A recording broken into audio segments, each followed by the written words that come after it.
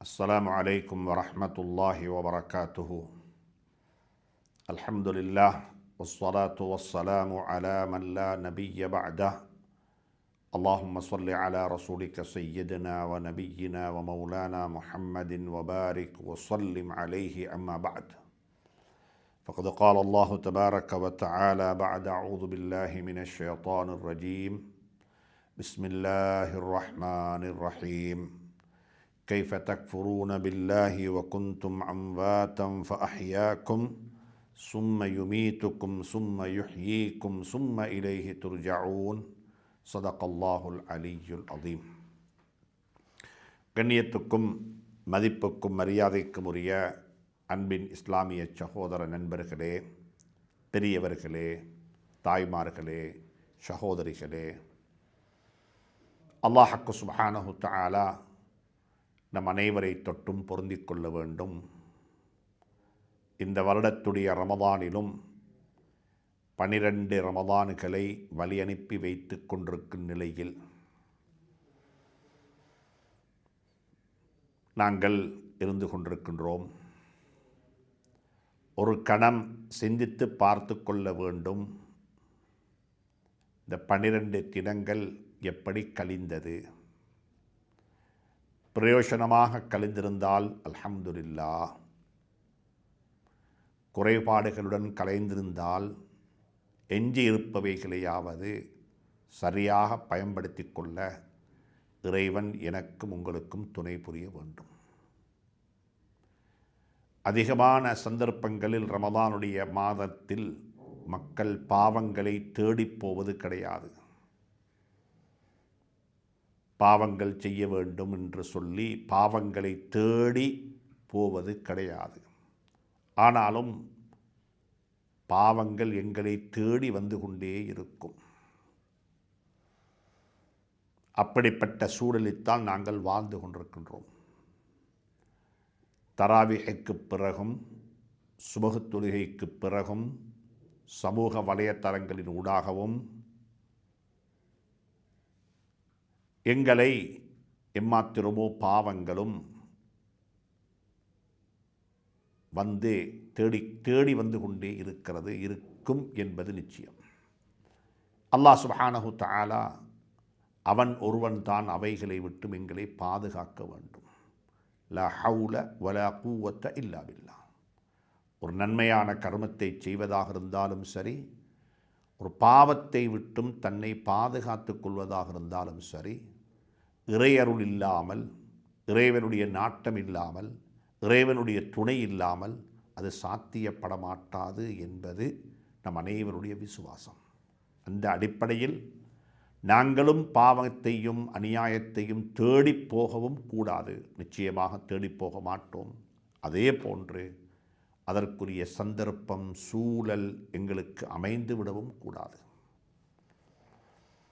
முஃபஸ்ஸரீன்கள் எழுதியிருக்கிறார்கள், யூசுப் அலைஹிஸ்ஸலாத்து வஸ்ஸலாம் அவர்களை பாவம் தேடி வந்தது, அவர்கள் தன்னை பாதுகாத்து கொண்டார்கள். இன்னஹு கான மின் இபாதினல் முஹ்லஸீன். அவர் இறை விசுவாசம் கொண்ட, மன தூய்மை நிறைந்த, ஒரு இஹ்லாஸுடைய ஒரு அடிமையாக இருந்தார் என்று அல்லாஹ் சுப்ஹானஹு தஆலா ஹதரத் யூசுப் அலைஹிஸ்ஸலாத்து வஸ்ஸலாம் அவர்களை சித்தரித்திருக்கிறான்.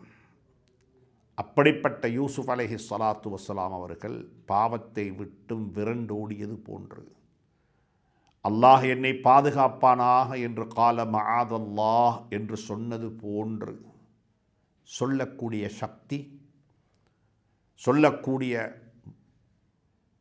தன்மை எங்களிடத்தில் இருக்குதா என்பது எங்களுக்குத்தான் தெரியும். நாம் அல்லாஹ்விடத்தில் கேட்டுக்கொள்வோம், யா அல்லாஹ், அப்படிப்பட்ட சூழல்களில் நாங்கள் சிக்கிக்கொண்டால், மாட்டிக்கொண்டால் எங்களுக்கு அந்த சூழல்களிலிருந்து தப்பி ஓடி வருவதற்குரிய சக்தி எங்களிடத்தில் இல்லை யா அல்லாஹ். எனவே அப்படிப்பட்ட சூழல்களை எங்களுக்கு உருவாக்கி தந்து விடாதே. அப்படிப்பட்ட சோதனைகளுக்கு எங்களை ஆளாக்கி விடாதே. அப்படிப்பட்ட சோதனைகளை ஃபேஸ் பண்ணக்கூடிய சோதனைகளுக்கு முகம் கொடுக்கக்கூடிய அளவுக்கு எங்களை ஆக்கி விடாதே என்று சொல்லி அல்லாஹ்விடத்தில் நாங்கள் துஆ செய்து கொண்டே இருப்போம். அப்படிப்பட்ட இடங்களை விட்டும் எங்களை நாங்கள் பாதுகாத்து கொண்டே இருப்போம். அல்லாஹ் சுப்ஹானஹு தஆலா நல்லவர்களாக வாழ்ந்துவிட்டு நல்லவர்களாகவே மரணிக்க அல்லாஹ் துணை புரிவானாக. அன்புக்குரிய நண்பர்களே, சகோதரர்களே, பெரியார்களே, ரமதானுடைய 12 நோன்புகள் எங்களை விட்டு போய்விட்டது. ஆனாலும் ஒரு கணம் யோசிக்க வேண்டும், என்ன மாற்றங்கள் எங்களிடத்தில் வந்திருக்கிறது? உறவுகளை சேர்ந்து வாழுகிறோமா? எத்துணை பாவங்களுக்கு தௌபா செய்து விட்டோம்? எத்தனை ஹராமான உறவுகளை துண்டித்து கொண்டோம்? குடும்பங்களை சேர்ந்து வாழுவது போன்று ஹராமான உறவுகளை துண்டித்து விடவும் வேண்டும். திருமணத்துக்கு முன்னால், திருமணத்துக்கு பிறகு, பொழுதுபோக்குக்காக வேண்டி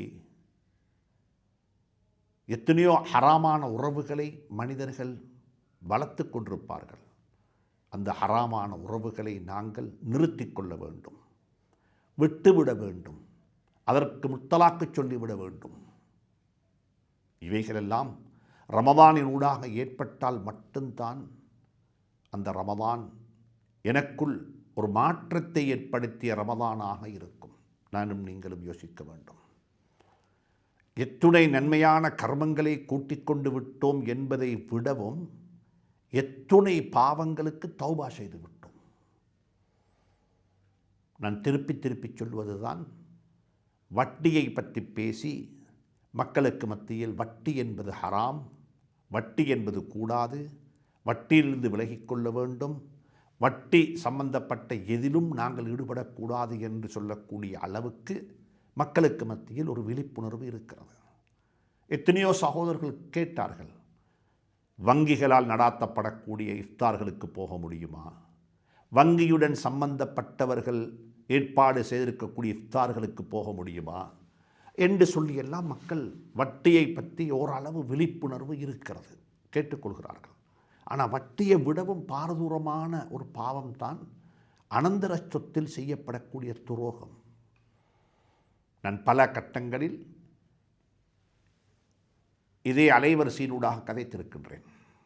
அனந்தர சொத்து எப்படி இருக்கிறது? என்னுடைய உடைமைகள் எனக்கு எப்படி கிடைத்தது? எனக்கு தாய் வழியாக கிடைத்திருக்கிறது, தந்தை வழியாக கிடைத்திருக்கிறது, கணவன் வழியாக கிடைத்திருக்கிறது, மனைவி வழியாக கிடைத்திருக்கிறது, குழந்தைகள் வழியாக கிடைத்திருக்கிறது. ஒருவருக்கு அனந்தர சொத்து இப்படிப்பட்ட பல வழிகளில் கிடைக்கலாம். கிடைக்கக்கூடிய சொத்துக்கள் ஹலாலாக கிடைத்திருக்கிறதா, முறையாக கிடைத்திருக்கிறதா? நான் அந்த குடும்பத்தில் வளர்ந்தவன், வளர்க்கப்பட்டவன், எனக்கும் சொத்து தந்திருக்கிறார்கள். எப்படி தந்தார்கள்? அனந்தர சொத்தாக தந்தார்களா, அல்லது அனந்தரக்காரர்கள் அனைவரும் ஒன்றாக சேர்ந்து எனக்கு ஹதியாவாக தந்தார்களா, எனக்கு நன்கொடையாக தந்தார்களா? இப்படியெல்லாம் சிந்திக்க வேண்டிய நிலைக்கு நாங்கள் தள்ளப்பட்டிருக்கின்றோம். ஏனென்றால் குரானை ஓதக்கூடிய மாதம், எல்லாருடைய கையிலும் குரான் இருக்கிறது. ஷஹ்ரு ரமதான் அல்லதி உன்சில ஃபீஹில் குர்ஆனு ஹுதல் லின்னாஸ். எங்களுடைய நேர்வழிக்காக வேண்டி, நாங்கள் நேர்வழி பெற வேண்டும் என்பதற்காக வேண்டி இறக்கி வைக்கப்பட்ட குர்ஆன் இந்த ரமதானில் தான் இறக்கி வைக்கப்பட்டது. அதனால தான் ரமதானுடைய மாதம் வந்துவிட்டால் உலமாக்களை பொறுத்தவரையில், முன்னோர்களை பொறுத்தவரையில், சலவுகளை பொறுத்தவரையில் வேறு எந்த வணக்க வழிபாடுகளை விடவும், எந்த பொது வேலைகளை விடவும் தன்னுடைய முழு நேரத்தையும் குர்ஆனில் தான் கழிப்பார்கள். குர்ஆன் ஓதுவது, குர்ஆனை படிப்பது, குர்ஆனை விளங்குவது, குர்ஆனுடைய கருத்துக்களை மக்களுக்கு பரத்துவது. சுப்ஹானல்லாஹ். ஃபதவஜ்ஜஹ பில் குல், ஒட்டுமொத்தமாக முழு கவனத்தையும் குர்ஆனின் பக்கமாக போட்டு விடுவார்கள். என்றால் குர்ஆனுக்குரிய மாதம். நாங்கள் யோசிக்க வேண்டும், அனந்தர சொத்து சம்பந்தமாக நாங்கள் யோசிக்க வேண்டும். எனக்கு கிடைத்திருக்கக்கூடிய சொத்து ஹலாலாக கிடைத்திருக்கிறதா? குடும்பமாக இஃப்தார்கள் செய்யும் பொழுது கூட கேட்டு பார்க்கலாம். குடும்பமாக சேர்ந்து இஃப்தார்கள் செய்யும் பொழுது கூட கேட்டு பார்க்கலாம். எங்களுடைய தகப்பனார் வஃபாத்தானதுக்கு பிறகு நாங்கள் சொத்துக்களை பிரித்து கொண்டோம். இது முறையாக பிரிக்கப்பட்டதா, பொடுபோக்குத்தனமாக பிரிக்கப்பட்டதா, கடும்போக்குத்தனமாக பிரிக்கப்பட்டதா, இது எப்படி பிரித்து கொடுக்கப்பட்டது, இது எப்படி எங்களுக்கு கிடைத்தது? இவைகளையெல்லாம் யோசிக்க வேண்டும், இவைகளையெல்லாம் யோசித்து பார்க்க வேண்டும். ஜாஹிலியா காலத்தில் நடந்தவைகளை இஸ்லாத்துக்கு பிறகு எப்படி சஹாபாக்கள் திருத்திக் கொண்டார்கள். ஒரு மனிதர் இஸ்லாத்துக்கு வந்தார், கலிமா சொல்லிட்டார், அவரிடத்தில் 6 மனைவி 5 மனைவி, ஆனால் இஸ்லாத்தில் அனுமதிக்கப்பட்டது 4. இது இஸ்லாத்துக்கு முன்னால் முடிக்கப்பட்ட திருமணம், அதனால் இதை கண்டினியூ பண்ணுங்கொண்டு சொல்லி ஸல்லல்லாஹு அலைஹி வஸல்லம் அனுமதி கொடுக்க இல்லை. அந்த 5ல் அந்த 6ல் 4 புறக்கிக் கொள்ளுங்கள். 4 தான் அனுமதிக்கப்பட்டது. கடந்த காலத்தில் செய்துவிட்டோம், அதை கண்டினியூ பண்ணுவோம் என்று சொல்லி கண்டினியூ பண்ண முடியாது. அறியாத காலத்தில் செய்துவிட்டோம் என்று சொல்லி அதை கண்டினியூ பண்ண முடியாது. எப்படி கண்டினியூ பண்ணலாம் என்று சொன்னால், யாருக்கு சொத்து கூட கிடைத்திருக்கிறதோ அவர்கள் திருப்பி கொடுத்து விட முனைய வேண்டும். யாருக்கு பங்கு குறைய கிடைத்திருக்கிறதோ அவர்கள் ஹலால் சொல்லிவிட வேண்டும். இது 2ம் நடக்க வேண்டும். ஹராமாக யாருக்கு சொத்து கிடைத்ததோ அவர்கள் அந்த சொத்தை திருப்பி கொடுத்து விட முயற்சிக்க வேண்டும். அதுதான் அவர்கள் செய்ய வேண்டிய இபாதத்து. யாருக்கு சொத்து குறைய கிடைத்திருக்கிறதோ, கிடைக்க வேண்டியது கிடைக்கவில்லை, குறைவாக கிடைத்திருக்கிறது, அதை மன்னித்து விடுவோமே, அதை விட்டு கொடுத்து விடுவோமே, அதை சதகாவாக மாற்றி விடுவோமே. வஅன் தஸத்தகு கைருல் லக்கும், குர்ஆன் அப்படித்தான் சொல்லுகிறது. உங்களுக்கு வரவேண்டிய ஹக்கை, உங்களுக்கு வரவேண்டியதை நீங்கள் மன்னித்து விடுவது, நீங்கள் அதை சதகாவாக மாற்றி விடுவது உங்களுக்கு சால சிறந்தது என்று சொல்லி சூரத்துல் பக்ராவில், இதே சூராவில் அல்லாஹ் சுப்ஹானஹு தஆலா கடனை பற்றி பேசும் பொழுது فَإِنْ كَانَ ذُو عُسْرَةٍ فَنَظِرَةٌ إِلَى مَيْسَرَةٍ, ஒருவருக்கு கடன் கொடுத்தோம். கடன் கொடுக்கும் பொழுது எப்படி கொடுக்க வேண்டும்? நம்முடைய சமூகம் கடன் கொடுக்கும் பொழுது எப்படி கொடுக்குறாங்கண்டா, வாங்கும் பொழுது எப்படி இருந்து வாங்க வேண்டுமோ அந்த நிலையில் இருந்து கடன் கொடுக்குறாங்க. கடனை வசூலிக்கும் பொழுது எப்படி வசூலிக்கிறாங்கண்டா, கடன் கொடுக்கும் பொழுது எந்த நிலையில் இருந்து கடனை கொடுக்கணுமோ அந்த நிலைக்கு போய் வசூலிக்கிறார்கள். சுப்ஹானல்லாஹ். இஸ்லாம் ஒரு பண்பாட்டை சொல்லித்தந்த மார்க்கம். வீணான வம்புகளில் மாட்டிக்கொள்ளாமல் எங்களுடைய வாழ்க்கையை அழகுபடுத்திக் கொள்வதற்கு அழகான புத்தி சொல்லித்தந்த மார்க்கம். கடன் கொடுக்க போகிறீங்களா? கடன் கேட்டு வந்திருக்கிறாரு, கடன் கொடுக்க போகிறீங்களா? எப்படி கொடுக்கணும்? அந்த நேரத்தில் எவ்வளவு கடினமாக இருக்க வேண்டுமோ அவ்வளவு கடினமாக இருந்து கொள்ளுங்கள். கடன் தருவேன், இதற்கு யார் சாட்சி? கடன் தருவேன், இதற்கு என்ன மோகேஜ், ரிஹான் என்ன, அடகு என்ன, இதுக்கு கடன் தருவேன், நீங்கள் தராவிட்டால் நான் யாரிடத்தில் கேட்க வேண்டும், கஃபீல் பொனையாறு. சுப்ஹானல்லாஹ். கடன் கொடுக்க முந்தி கடன் யாருக்கு கொடுக்கிறேனோ அவர் அந்த கடனுக்கு தகுதியானவரா என்று பார்க்க வேண்டும். No your customer. உங்கள்கிட்ட கடன் கேட்டு வந்தவர் கேட்டு வரலாம், எனி அமௌண்ட் கேட்கலாம் யாருக்கும். ஆனால் அவருக்கு அதை திருப்பி தருவதற்கு இது வசதி இருக்குதா? 10 லட்சம் ரூபா வந்து கேட்குறாரு, ஆனால் வந்திருக்கிறார் ஒரு புஷ் பைஸ்கில்ல. அவருக்கு உங்களுக்கு தெரிய அவர்கிட்ட ஒன்றுமே கிடையாது. அவருக்கு சொத்தும் இல்லை, ஒன்றும் இல்லை, ஒரு பரம ஏழை. நான் ஒரு வியாபாரம் செய்ய போகிறேன், எனக்கு அதை கடன் கொடுங்கன்னு கேட்டு வந்தால் கொடுப்பீங்க? அப்படி கொடுக்கலாமா? உலமாக்களை நாடி, உலமாக்களை அணுகி கொஞ்சம் யோசிங்க, படிங்க இந்த விஷயங்களை. ஒரு கடன் கொடுக்கிறது எப்படி கொடுக்க வேண்டும் என்பது தான் குர்ஆனில் இருக்கக்கூடிய ஆகப்பெரிய ஆயத்து. ஆகப்பெரிய ஆயத்து. எழுதணும், எழுத்து டாக்குமெண்ட் ஆகணும். அது நீங்களும் நானும் எழுதுவதல்ல. அது ஒரு எழுதுறதுக்கு ஒரு முறை இருக்குது. இன்றைக்கு லாயர்கிட்ட போய் எழுதுவாங்க, இப்படித்தான் எழுதணும். கடன் வசூலிக்கும் பொழுது எப்படி இருக்கணும்? எவ்வளவு மெதுவாக, எவ்வளவு சாஃப்டாக முடியுமோ அவ்வளவு சாஃப்ட், அவ்வளவு சாஃப்ட். கொடுத்துட்டீங்களா? இந்த டேட்டுக்கு தரணுமா? நல்லா விளங்குது அவருக்கு இப்போ தந்து கொள்ள இயலா, கொஞ்சம் சிரமப்பட்டு கொண்டிருக்கிறாரு, அவர் நாடியது நடக்க இல்லை, அவர் விரும்பினார் இந்த காணி வித்துப்பட்டுடும், இந்த வருடம் அறுவடை நல்லா இருக்கும். ஆனால் வெள்ளத்தினால் சேதமடைந்து அறுவடை அப்படி இல்லாமல் போய்விட்டது. லொஸ்டாகி விட்டார். தருவதாக சொன்னார், தரக்கூடியவர் தான். ஆனால் குடும்பத்தில் ஏற்பட்ட ஒரு அகால மரணம், எதிர்பாராத ஒரு இன்சிடென்ட் காரணமாக அவருக்கு தந்து கொள்ள முடியாமல் இருக்கிறாரா? அல்லாஹ் குர்ஆன்ல சொல்கிறான், ஃபனظரத்துன் இலா மைஸரா. அவருக்கு இப்போ நெருக்கடி, அவருக்கு கொஞ்சம் அவருடைய நிலைமைகள் இலகுவாகும் வரைக்கும் அவருக்கு டைம் கொடுத்துடுவாப்பா, நேரம் கொடுத்துடு, அவசரப்படாதே. அந்த காலம் உனக்கு சதக்காவுடைய நன்மை கிடைக்கும். ஹதீஸ் அப்படித்தான் சொல்லுகிறது. அதுக்கு பிறகு அல்லாஹ் சொல்லுகிறான், வஅன் தஸத்தகு கைருன் லக்கும். கொடுத்ததை அப்படியே சதக்காவாக மாற்றிவிட்டால் அது மிகவும் சிறந்தது, அது மிகவும் நல்லது. அன்புக்குரிய நண்பர்களே, சகோதரர்களே, இஸ்லாம் அழகான பாடம் சொல்லி தந்திருக்கிறது. கடன் கொடுக்கும் பொழுது நல்ல உறுதியாக இருக்க வேண்டும், ஸ்ட்ராங்காக இருக்க வேண்டும், எல்லா வகையான பிடிமானங்களையும் கையில் வைத்துக் கொள்ள வேண்டும். பணத்தை வசூலிக்கும் பொழுது எவ்வளவு சாஃப்டாக முடியுமோ, எவ்வளவு மெல்லினமாக முடியுமோ, எவ்வளவு பணிவாக முடியுமோ அந்த அளவுக்கு பணிவாகி, குறைஞ்சபட்சம் அவர்கிட்ட தாரத்து கொண்டுமே இல்லை, இதுக்கு மேலே நான் கதைத்து பேசி திட்டி ஏசி எனக்கு பணம் கிடைக்க போகிறது இல்லை என்று தெரிந்ததுக்கு பிறகும் நாங்கள் ஏசி என்ன பிரயோசனம், திட்டி என்ன பிரயோசனம்? அல்லாஹ் சொல்கிறான், திட்டத்தையும் விட்டுவிட்டு, ஏசுவதையும் விட்டுவிட்டு, அடாவடித்தனத்தையும் விட்டுவிட்டு, வஅன் தஸத்தகு கைருன் லக்கும். கொடுத்ததை நீ சதக்காவா வச்சுக்கோவாப்பான்னு சொல்லி போட்டு வெளியே வந்தால் சதக்காவுடைய நன்மையாவது கிடைக்கும். இதுதான் மார்க்கம், இதுதான் மார்க்கம்.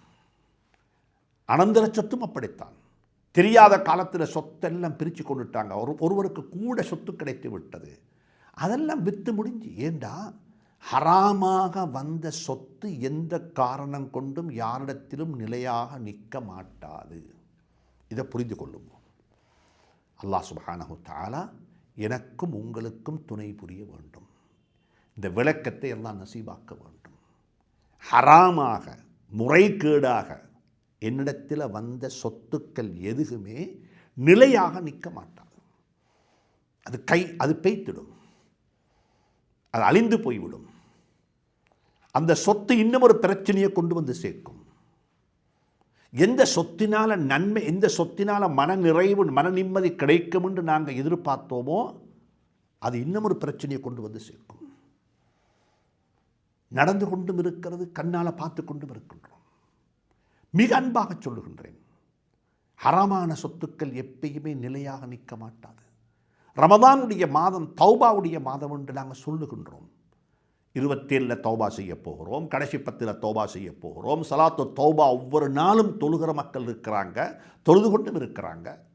நான் கேட்கிறேன், தொழுகையை கொண்டு மட்டும் தௌபா சாத்தியமாக மாட்டாது. செய்ய வேண்டியது எல்லாம் செய்துவிட்டு, தற்பாதுகாப்புக்காக வேண்டி செய்ய வேண்டிய முன்னெடுப்புகள் அனைத்தையும் செய்துவிட்டு தௌபா செய்தால் அந்த தௌபா ஏற்றுக்கொள்ளப்படும்.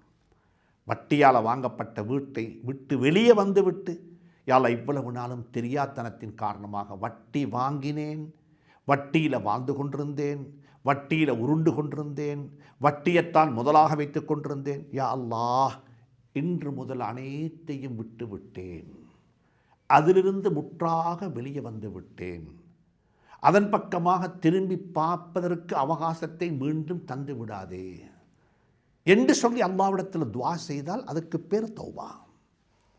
வட்டிக்காரில் வந்து கொண்டு, வட்டியில் உருண்டு கொண்டு, வட்டி வாங்குறதுக்கு ஒரு அப்ளிகேஷனையும் பேங்க்குக்கு அனுப்பிவிட்டு நாங்கள் வட்டியை விட்டு பாதுகாத்துன்னு துஆ கேட்டால் எப்படி இருக்கும்? எப்படி இருக்கும்? அதே மாதிரி தான் அனந்தர சொத்துலையும். அன்புக்குரிய நண்பர்களே, தாய்மார்களே, சகோதரிகளே, ஒன்றை மட்டும் உறுதியாக சொல்லுகின்றேன், எந்த சொத்துக்களை, அனந்தர சொத்துக்களை சகோதரிகளுக்கும் சகோதரர்களுக்கும் குடும்பத்தினர்களுக்கும் தாய் தந்தைகளுக்கும் போய் சேர வேண்டிய சொத்துக்களை யாராவது ஒரு சிலர் மட்டும் அபகரித்து கொண்டிருந்தால் நான் அன்பாக சொல்லுகின்றேன், இரக்கமாக சொல்லுகின்றேன், நீங்கள் எந்த சொத்துக்களை, எந்த உடைமைகளை, எந்த பொருட்களை, எவைகளை இழந்து, எந்த உறவுகளை இழந்து நீங்கள் அடைந்து கொண்டீர்களோ, அடைந்து கொண்டது இழந்ததை விட மோசமானது என்பதை ஞாபகத்தில் வைத்துக் கொள்ளுங்கள். உங்களுக்கு நோய் வந்தால் உங்களுடைய ஜனாசாவை, நீங்கள் இல்லாத பட்சத்தில் உங்களுடைய குடும்பத்தை, உங்களுடைய பிள்ளைகளை பராமரிக்க வேண்டியவர்கள் நீங்கள் யாரையெல்லாம் அனந்தர சொத்தினால் புறக்கணித்து விட்டீர்களோ அவர்களாக இருக்கலாம். அவர்களை கொண்டு அல்லாஹ் உங்களை அப்படியும் சோதிப்பான். இவைகளெல்லாம் கண்ணால் கண்டு கொண்டிருப்பவைகள், நடந்து கொண்டிருப்பவைகள், இப்பொழுது நடந்து கொண்டிருப்பவைகள். எனவே அன்பாக சொல்லுகின்றேன், பாவங்களுக்கு தௌபா செய்யுங்கள். அதிலும் குறிப்பாக அனந்தர சொத்தில் நடைபெறக்கூடிய துரோகம் இது மாத்திரமல்ல, இன்னும் இருக்கிறது. கூலி வேலை செய்தவர்களுக்கு அவருடைய கூலியை கொடுக்கிறது.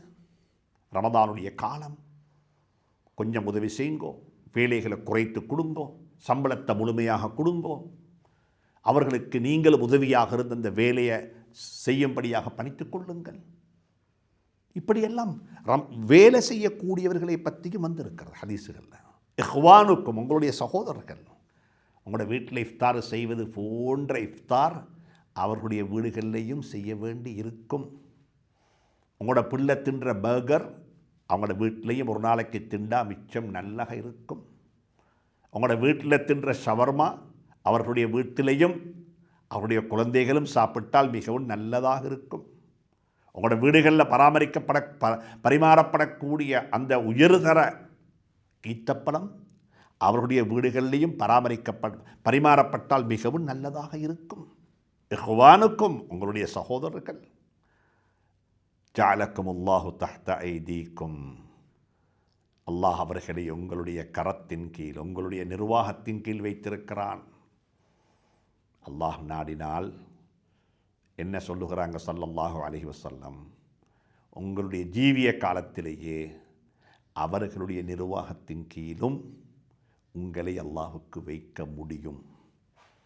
அப்படி எத்தனையோ பேரை பார்த்து கொண்டும் இருக்கின்றோம். வீட்டில் வேலைக்கு போனவன் வீட்டினுடைய சொந்தக்காரனாக மாறிவிட்டான். கடைக்கு வேலைக்கு போனவன் கடையினுடைய சொந்தக்காரனாக மாறிவிட்டான். கடையினுடைய இரண்டாவது தலைமுறை கடையில் வேலை செய்து கொண்டிருக்கிறார்கள். இவைகளெல்லாம் இன்றைக்கு நாங்கள் பார்த்து கொண்டிருக்கின்றோம். யாரிடத்திலெல்லாம் ஜக்காத்து வாங்கினோமோ அவர்களுக்கெல்லாம் ஜக்காத்து கொடுக்கிற மக்களையும் பார்த்து கொண்டிருக்கின்றோம். இதெல்லாம் வத்தில்கல் ஐயாமு நுதாவிலுஹா பைனன் நாஸ், இவைகள் மாறி மாறி வந்து கொண்டே இருக்கு. இது சர்க்கிள் வந்து கொண்டே இருக்கும். யாரையும் குறைத்து மதிப்பீடு செய்யாதீர்கள். யாரையும் குறைத்து மதிப்பீடு செய்யாதீர்கள். நானும் நீங்களும் ஹராம் ஹலால் என்று பேசுவது அல்லாஹ் அருள் செய்ய வேண்டும். அல்லாஹ் அருள் செய்ய வேண்டும். இதை புரிந்து கொள்வதற்கு இன்றைக்கு துஆக்கள் கபூலாகதில்லை, துஆக்கள் ஏற்றுக்கொள்ளப்படுவதில்லை என்றெல்லாம் நாங்கள் கேட்கின்றோம், சொல்லுகின்றோம். இவ்வளவெல்லாம் துஆ கேட்டேன், ஏன் கிடைக்குதில்லை? சொன்னாங்க ஸல்லல்லாஹு அலைஹி வஸல்லம், எப்படி அப்போ துஆ கபூலாகும்? அன்னா யுஸ்தஜாபு லஹு, அன்னா யுஸ்தஜாபு லஹு. எப்படி ஆமீன் சொல்லப்படும் துஆவுக்கு? எப்படி துஆ ஏற்றுக்கொள்ளப்படும்? ஏன்? மல்பசுஹு ஹராம், மஷ்ரபுஹு ஹராம், மஸ்கனுஹு ஹராம். வாகனம், ஏறு வாகனமும் ஹராத்தில் இருக்குது, உடுப்புடையும் ஹராத்தில் இருக்குது, குடிப்பானமும் ஹராத்தில் இருக்குது, சாப்பாடும் ஹராத்தில் இருக்குது. ஒட்டுமொத்தமாக சொல்லப்போனால் வாழ்க்கையே ஹராத்தில். ஒட்டுமொத்தமாக சொல்லப்போனால் வாழ்க்கையே ஹராத்தில். இந்த ஹராத்தை செய்து கொண்டு, இந்த ஹராத்தில் பிறண்டு கொண்டு, இந்த ஹராத்திலேயே வாழ்ந்து கொண்டு யா ரப் யா ரப் யா ரப் என்று சொல்லி அல்லாஹ்விடத்தில் கையேந்தி என்ன துஆ கேட்டாலும் நான் கேட்க இல்லை, இது நான் சொல்ல இல்லை, இது சர்தாரே ஆலம் தாஜுல் மதீனா முஹம்மதுர் ரசூலுல்லாஹி ஸல்லல்லாஹு அலைஹி வஸல்லம் சொல்கிறாங்க, ஃபஅன்னா யுஸ்தஜாபு லஹு. எப்படி அப்போ ஆமீன் சொல்லப்படும்? எப்படி ஆமீன் சொல்லப்படும்? ஹராம் ஹலால் பேணுவது என்பது மிகவும் ஒரு கஷ்டமான, மிகவும் ஒரு தேவையான ஒரு கட்டளை என்பதை மறந்து விடாதீர்கள். எங்களுக்கு தெரியும் ஸல்லல்லாஹு அலைஹி வஸல்லம் அவர்கள் எங்களோட குழந்தைகளுக்கு, சின்ன பிள்ளைகளுக்கு நாங்கள் வரலாறுகள் சொல்லி, நிகழ்வுகளை சொல்லி பிள்ளைகளுக்கு பாடம் கற்பிப்பது போன்று ஸல்லல்லாஹு அலைஹி வஸல்லம் அவர்கள் சஹாபாக்களுக்கும் கடந்த காலத்தில் நடந்த நிகழ்வுகளை சொல்லி, கடந்த காலத்தில் நடந்த உண்மையான வரலாறுகளை சொல்லி, எப்படிப்பட்ட நல்லவர்கள் வாழ்ந்தார்கள், எப்படிப்பட்ட நல்ல கர்மம் செய்தார்கள், எப்படிப்பட்ட நல்லமல்கள் செய்தார்கள், அல்லாஹுடைய உதவியை எப்படி பெற்றுக்கொண்டார்கள் என்பதற்கு பல உதாரணங்கள் சொன்னார்கள். அதில் ஒன்று சொன்னாங்க ஸல்லல்லாஹு அலைஹி வஸல்லம், தொழிலாளிகளே, தொழிலதிபர்களே, இந்த ஹதீஸை கொஞ்சம் கவனத்திலிடுங்க பார்ப்போம். இந்த ஹதீஸை கொஞ்சம் கவனத்திடுங்க பார்ப்போம். அல்லாஹ் எனக்கும் துணை புரிவானாக, அல்லாஹ் உங்களுக்கும் துணை புரிவானாக. ஸல்லல்லாஹு அலைஹி வஸல்லம் சொல்கிறாங்க, 3 பேர் போனாங்க ஒரு வழியில். மழை பொழிய ஆரம்பித்து விட்டது, அடமழையாக இருக்கிறது. 3 பேருமாக சேர்ந்து ஒரு குகைக்குள்ளே தற்காலிகமாக தஞ்சம் புகுந்து கொண்டார்கள். பெய்யக்கூடிய மழை ஒரு கடுமையான அடமழையாக இருக்கிறது. மேலிருந்து ஒரு பெரிய ஒரு பாறாங்கல் வந்து அந்த குகையினுடைய கதவை மூடிக்கொண்டு விட்டது. எப்படி வெளியே வாரது? யாருக்கு நியூஸ் கொடுக்கிறது? யாருக்கு சொல்கிறது? வெளிச்சமும் இல்லை, இருட்டாக இருக்கிறது, உள்ளுக்கு ஒன்றுமே இல்லை. பெரிய ஒரு பாறாங்கல் வந்து கதவை மூடிக்கொண்டு விட்டது. மரணத்தை தவிர வேறொன்றுமே தென்படவில்லை. அந்த நேரத்தில் தான் வல்லாஹு காலிபுன் அலா அம்ரிஹி, அல்லாஹ் மிகைப்பவன், அல்லாஹுக்கு முடியும், அல்லாஹ் செய்யக்கூடியவன் என்பதை உணர்ந்து அந்த 3 பேர் முடிவு செய்தார்கள், எங்களுடைய வாழ்க்கையில் நடந்த ஒரு நல்ல கர்மத்தை சொல்லி அல்லாஹ்விடத்தில் துஆ கேட்போம். செய்வோம் என்று துஆ கேட்கல, செய்தவைகளை வைத்து துஆ கேட்டார்கள். அது ஒருத்தர் துஆ கேட்டார், ஆச்சரியமான துஆ. யா அல்லாஹ், என்னிடத்தில் ஒருவர் கூலி வேலை செஞ்சார், கூலியை வாங்காமல் போய்விட்டார். கூலியை கொடுக்கணும், அது அவருடைய பணம்.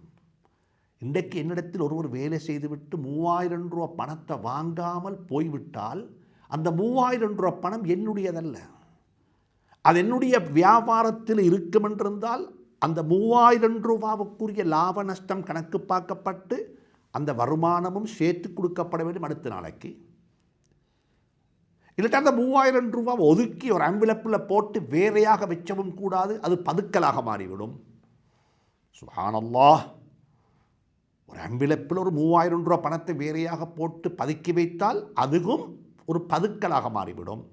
அந்த 3000 ரூபாவை ஒதுக்காமல் அது ஏண்ட வியாபாரத்திலேயே ரொட்டேட் ஆகி கொண்டிருந்தால் அதில் லாப நஷ்டத்தில் பங்கு கொடுக்க வேண்டி வரும். அதை எப்படி கணக்கு பார்க்கறது? இவர் முடிவு செஞ்சார், இது ரெண்டுமே சாத்தியப்பட மாட்டாது. ஒரு ஆட்டை வாங்கி விட்டுட்டார். அந்த 3000 ரூபா பணத்துக்கு உதாரணமாக ஒரு ஆட்டை வாங்கி விட்டுட்டார், ஆட்டுக்குட்டியை. அது அதனுடைய வேலையை செய்ய ஆரம்பித்தது. ஒரு ஆடு 2 விச்சுது, 2 4 விச்சுது, 4 10 விச்சுது. இப்படி பெருகி பெருகி பெருகி பெரிய ஒரு மந்தையாக மாறிவிட்டது. அதனுடைய வளர்ச்சி ஆச்சரியமானது. இன்றைக்கு நாங்கள் பார்க்கின்றோம், பெரிய மந்தையாகிவிட்டது. கொஞ்ச நாளைக்கு பிறகு அந்த வேலை செஞ்ச வேலைக்காரன் என்னிடத்தில் வந்து கேட்டான், என்னுடைய கூலியத்தான்னு சொல்லி.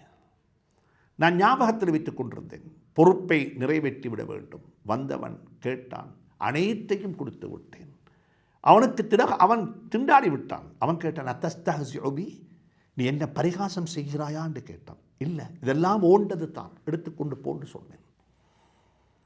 தொழிலாளிகளே, முதலாளிகளே, தொழிலதிபர்களே, இந்த ஹதீஸ் உங்களுக்குத்தான், இந்த ஹதீஸ் உங்களுக்குத்தான். தர்மங்கள் செய்வது லேசி, இப்படிப்பட்டவைகளை நடத்தாட்டி காட்டுங்கள், இப்படிப்பட்டவைகளை நடத்தாட்டி காட்டுங்கள். வேல்யூஸ், யூனிவர்சல் வேல்யூஸ், இதுதான் வர வேண்டும். ரமதான் இப்படிப்பட்ட மாற்றங்களை வாழ்க்கையில் கொண்டு வந்து சேர்க்கும் என்றிருந்தால் அது என்னையும் உங்களையும் மாற்றிய ரமலானாக இந்த ரமலான் பதிவு செய்யப்படும். இந்த ஒரு ரமலான் எங்களுக்கு போதும். எங்களை எந்த மாற்றத்துக்குள்ளேயும் இந்த ரமலான் ஆக்கவில்லை, அல்ல இந்த ரமலானினூடாக நாங்கள் என்ற மாற்றத்தையும் எங்களுடைய வாழ்க்கையில் சம்பாதித்து கொள்ளவில்லை என்றிருந்தால் இன்னும் ஒரு 18-19 நாளையில் என்ன தெரியுமா நடக்கும்? வாழ்க்கையில் இன்னும் ஒரு ரமலானை சந்தித்தோம் என்ற பெயர் நாமம் மட்டும்தான் இருக்கும். நன்மைகள் கிடைத்திருக்கும், ஆனால் மாற்றங்கள் எதுவுமே நடந்திருக்க மாட்டாது. அல்லாஹ் சுப்ஹானஹு தஆலா அப்படிப்பட்ட ரமலானாக இல்லாமல் எங்களையெல்லாம் மாற்றி அமைத்த, எங்களையெல்லாம் புரட்டி போட்ட, எங்களையெல்லாம் தௌபா செய்ய வைத்த, எங்களையெல்லாம் நல்லவர்களாக மாற்றிய ஒரு ரமலானாக இந்த ரமலானை அல்லாஹ் ஆக்கி வைப்பானாக. அடுத்த வாரம் இன்ஷா அல்லாஹ் வகுப்பை தொடர்ந்து செய்வோம். அல்லாஹ் சுப்ஹானஹு தஆலா எனக்கும் உங்களுக்கும் துணை புரிவானாக. வஸ்ஸலாமு அலைக்கும் வரஹ்மத்துல்லாஹி வபரகாத்துஹு.